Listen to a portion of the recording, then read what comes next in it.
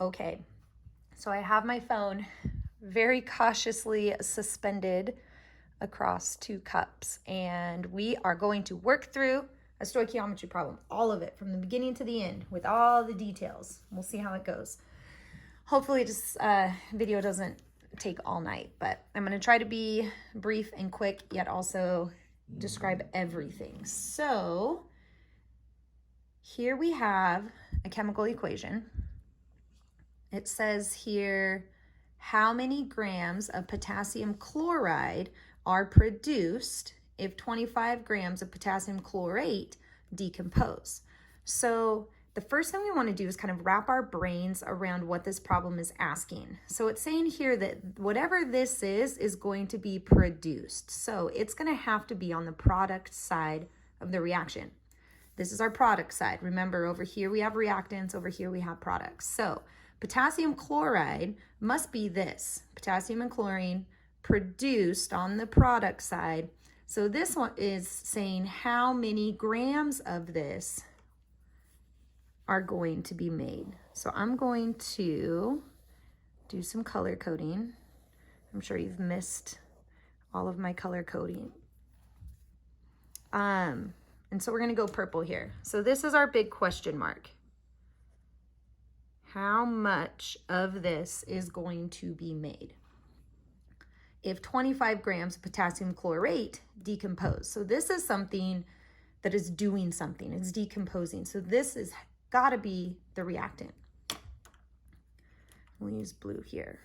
So here we have this guy decomposing, and I'm gonna put 25 grams here. So really what it is asking for us to do is say, okay, if I start with this, how much of this over here is going to be made? And if you remember from class, we have to balance the equation. So to balance it, you have to make sure that however many things on one side match however many are on the other side. That follows the law of conservation of matter, because you can't have more or less in the end than what you start with. So we need to count them and make sure that they match. So looking here, we have potassium, potassium, 1 and 1 of each of those. Remember, if there's no subscript, we assume that it's 1. And then we also have 1 chlorine over here and 1 chlorine over here. But we have a problem with our oxygens. There's 3 oxygens here and 2 oxygens over there. So we need to balance that out.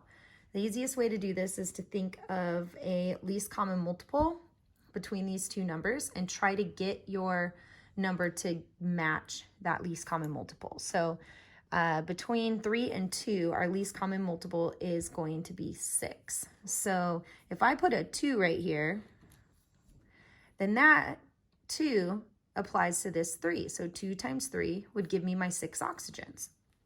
If I put a 3 over here, 3 times 2 also gives me 6 oxygens. So now my oxygens are balanced, but I did mess up my potassium and my chlorines a little bit. Now, since this 2 is in front, it applies to everything. So 2 times the 3 is 6 just fine, but that also means it's 2 times 1 and 2 times 1. So I have 2 potassiums and 2 chlorines over here. I can easily fix that by putting a 2 right here and matching my potassiums and chlorines on the other side. So this is the basic original layout of the problem. So you want to make sure that the equation is balanced that you're going to be working with. That's going to give us our mole ratio, which is going to help us convert things. You also want to make sure you know what you're given and what you're being asked to find. So you have to be able to understand the wording of the problem, which honestly sometimes is the most difficult part. Now we kind of have all of our pieces. We just need to plug it into that stoichiometry style and make things cancel out and then solve. So here's what we're going to do. You always write down what your starting point is. That's my 25 grams. So I'm going to use the same color here. So 25 grams of KClO3. That's my start. The next thing I want to do is I want to get these grams into moles. So grams of this into moles of this. Do you remember how to get between grams and moles? We need the molar mass. So to find the molar mass of something, you have to go look on the periodic table and add everything up. And I can't move my phone, but just so you know, of course I have a fancy periodic table up on my computer, like always. But the molar mass is all of the weights from the periodic table added up together. So potassium's molar mass is 39.10, and there's only one of them here. And chlorine's molar mass is 35.45, and there's also only one chlorine, but there's 3 oxygens. Every oxygen is 16. So I'm going to say plus 3 times 16. And when I add that up, I am going to get, equals plus 39.1, 35.45 equals 122.55 grams per mole. Oh no, my pen's going out.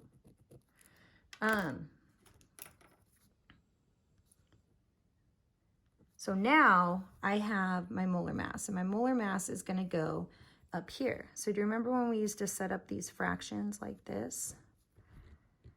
My goal here is to make my grams cancel and get me into moles. So I need to use these units here and plug them in, just like with that shape activity, and make the one I want to go away cancel out. So I want to put the grams number on the bottom so that it'll cancel with the grams here on the top, because technically this is on the top of the fraction with a 1 underneath of it. So I'm going to take the 122.55 grams of the KClO3, and that is how much 1 mole of KClO3 weighs. So now when I do that, I have some things cancel out.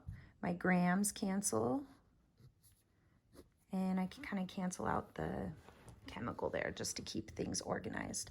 So now I have moles of KClO3. Once I get into moles, I now have the ability to move from one chemical to a whole other chemical. I can't do that in grams. I have to be in moles to do that. So you have to get into moles first in order to move from one to the other. Once I am in moles, I use these coefficients that match the chemicals that are interacting here in our problem, and use that kind of as my recipe here. So I know for every 2 moles of this that is used up, 2 moles of the KCl is going to be produced on the other side.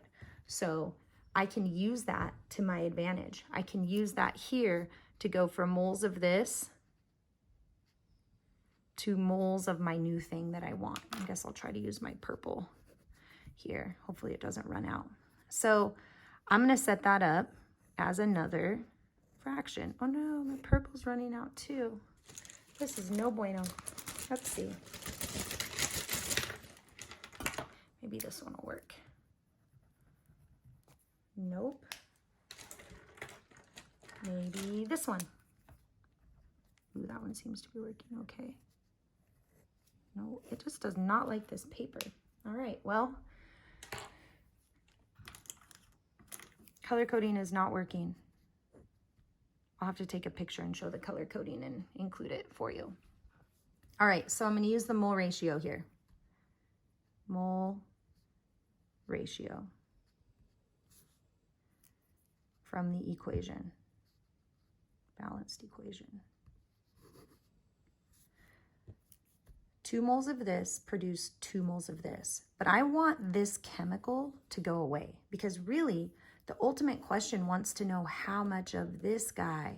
So I need to get rid of this in my problem and make it go away and leave me with this. So I want this to cancel out, just like the shapes and dominoes activity. So I'm going to put 2 moles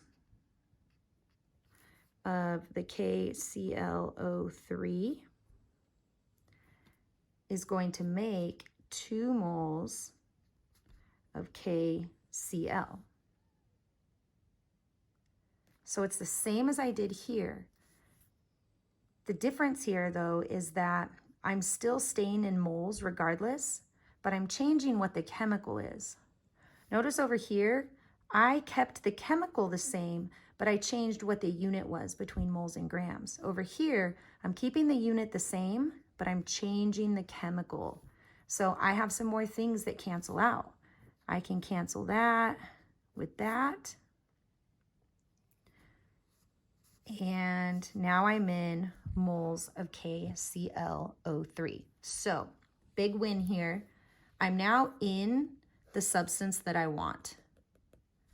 But the problem needs to know how many grams of it. It doesn't want to know how many moles of it. I'm in moles, so I need to get out of that.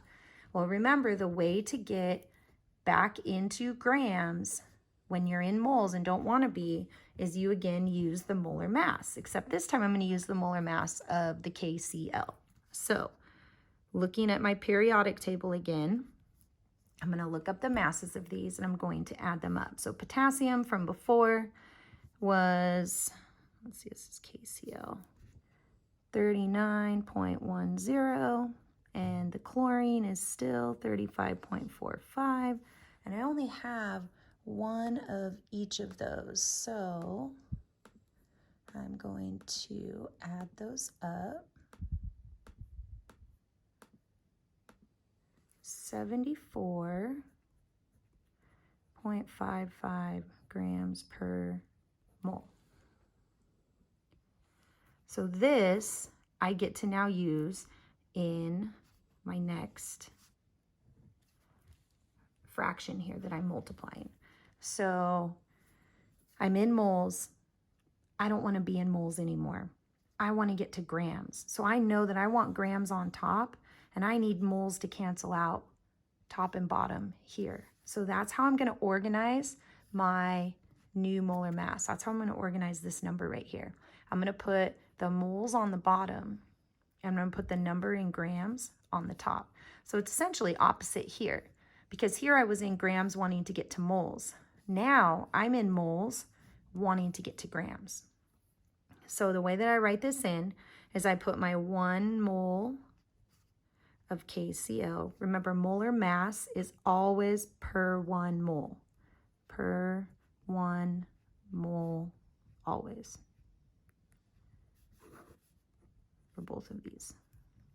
So 1 mole of KCl is going to weigh 74.55 grams. So I'm going to put my 74.55 grams of KCl on top. Again, when I do that, things cancel out.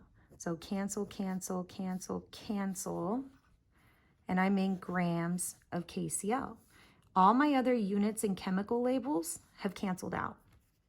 Grams of KCl matches grams of KCl that the problem is wanting. So yay, I'm in the right unit here. I'm good to go. My units have checked out. All I need to do now is do the actual math with the numbers and multiply and divide my fractions through.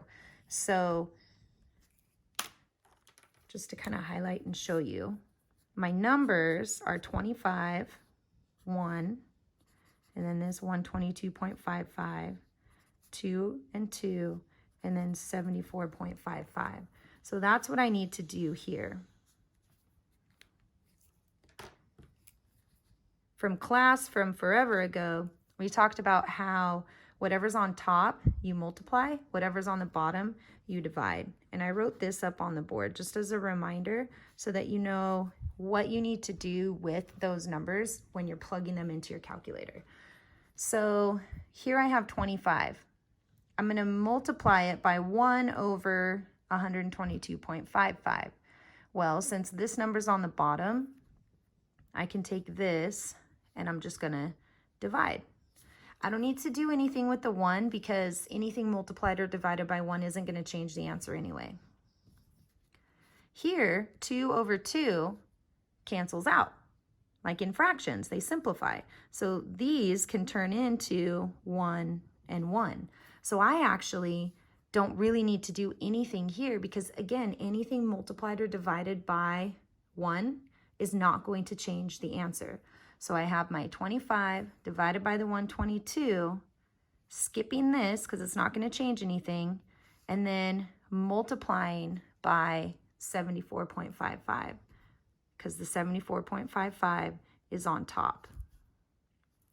The 1 down here again is not going to change any of my numbers. So the way that the math works out is I'm going to have 25 divided by 122.55 times 74.55. Now when I do that in my calculator, 5 divided by 1.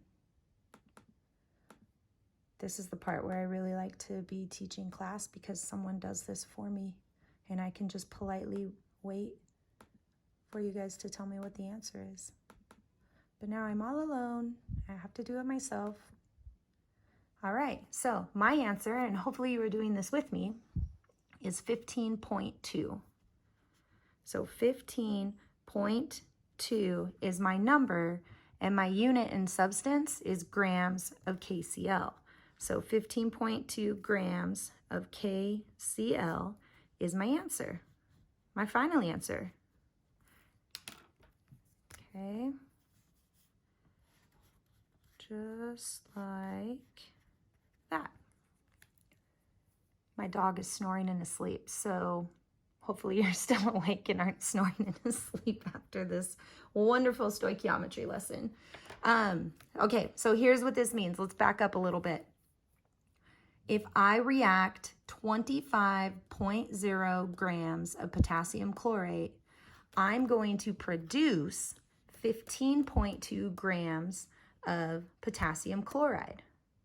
And then I'll also produce some oxygen, right? We could calculate that if we want, but that's not what the problem's asking, so that's not what we're doing. So 25 grams of this will give me 15.2 grams of this. And that's the problem. So that was long. I think we're at, oh my gosh, like 20 minutes. I don't know if you want to watch all this, but I think what I'll also do is send a second video of no sound and just like a sped up version of me walking through this. We'll see how that looks. Hopefully that helps, and I'll be in touch. Send me some problems that you are working on, and let's see if we can figure this out without being face to face. All right, bye.